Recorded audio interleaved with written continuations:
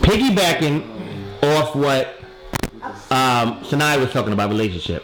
So let me ask each of you this. You know, for the general consensus in the world, right? Men ain't shit, correct or incorrect? You know, general consensus or opinion, right? Women ain't shit neither though. Well, we're not gonna get to that. Well, I'm gonna put it like this. I feel like. Wait a minute, I'm a good girlfriend. Not only I feel like men. But some of them aren't shit. They just have a huge appetite. Like they're never really satisfied. They just want more. This is something that I hate the most about that I deal with men. Like when I'm walking and I can just tell a man is anticipating me getting to him so he can look at my ass or look at my breast or just smile in my face. It's like, to me, look at me like I'm a piece of meat on a shelf or something. Like I'm some type of food, and it's disgusting to me. And I think that women, they don't do the same thing. They don't look at every dick that walk past or every, you know what I mean? You can give a man a compliment. That's faggots do that shit. No, ain't no faggots. I ain't with a bunch of women. I'm just and all these women, they burn black, they look at biceps, they look at my mother. Wait. My mother does not look at no man. My mother loves my father. You get what I'm saying? All I can speak on is my mother or the way she is. You get what I'm saying? Can I challenge you on something? You can. If you witnessed your parents' love relationship, why don't you believe in it? Well, no, it's not that I don't believe in love. It's just something that I don't feel is for me. I feel like in life we all are blessed with certain things. I have been highly blessed with so many things. You know what I mean? Things that I've never thought I would experience in life. So I'm very grateful. But as far as in the love field, I don't think that that's something that is meant for me. And I'm fine without having it, you know? I see a lot. I lived through a lot of my friends' love relationships, and a lot of them has failed. Just like that one that you had as being one of my friends that show. Again, I don't. There's no failure involved. But to me, it is a failure. It is what you make of it. If you see it pessimistically, yes, it's a failure. I disagree. I think that there are failure involved in relationships. There is failure involved. I don't think it's a failure. No. I disagree. I think that some are failures. Wait, listen. I think some are failures.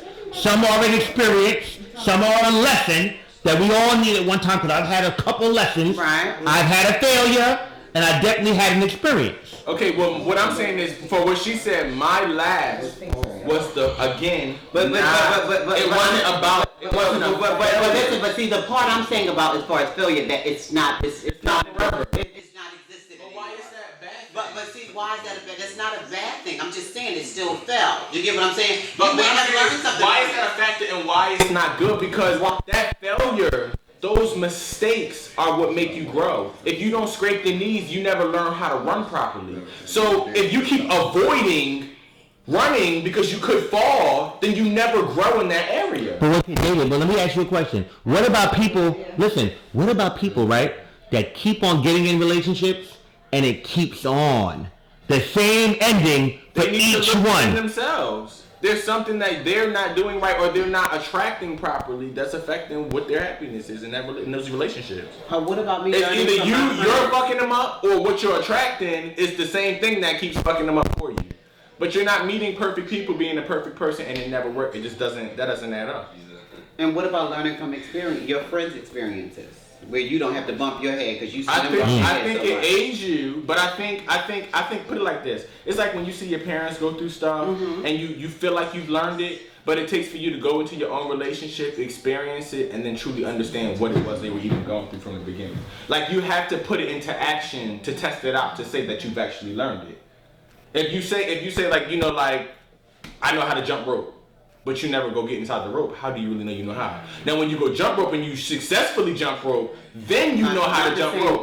But just watching somebody, watching their footwork and how they get in and out the rope, that doesn't teach you how to jump rope. This is another thing, and another thing that always feared me about love. Just as a child, not even a child, like in my early teens and early 20s, I've experienced some of the most beautiful, successful women that I've actually idolized, fall to their depths even over heartbreak. Well, I won't get personal, but that is a major tone in my life. So I grew up with that. So in saying that, I'm just saying though, That's why it's something that I don't run to. Like, it's not like, something that I definitely need in my life. I understand. It's some people that need companionship. It's like they don't even feel whole if they don't have someone else in their life. I just say that because from my experience, it made me feel to a degree the same way. I never thought that I would even be able to like fully love somebody. I didn't think I would be able to put myself out there that way because of, the fears I had. But I think that is, if I let it, I feel like if I don't seek love after seeing that, I'm allowing it to cripple me. I'm allowing the fear of what can go wrong to stop me from being open to it. Why does it have to be that type of love? I love my friends. I love my family. I love myself. Well, I love the Lord. I experience love, but just not in that way that you think that I should. But that's what I'm saying. That's what I'm trying to express is that I don't know any love like that. Can I say something to you? That's why I'm kind of, I have kind of agreed in my mind that if me and my soulmate don't work out, we don't get married, I don't ever want to be keeping it real. I don't ever want to be in a relationship again if it don't. And I'd rather just, can I be real? I do get a more fulfilling relationship with my friends. Yeah, it's because it's I'm gonna be honest. Still gonna be real. I feel like everybody goes into love zone and they look for a soulmate. Because I had to realize through my own life lesson that I don't want a soulmate. A soulmate comes to teach you a lesson. Once the lesson is over, they move on. Well, it depends on your definition of soulmate. That's my definition of soulmate. Okay. I would rather have a life partner, somebody that I can experience and build with and grow with and all of those, excuse me, those type of things. I don't want no soulmate. Gotcha.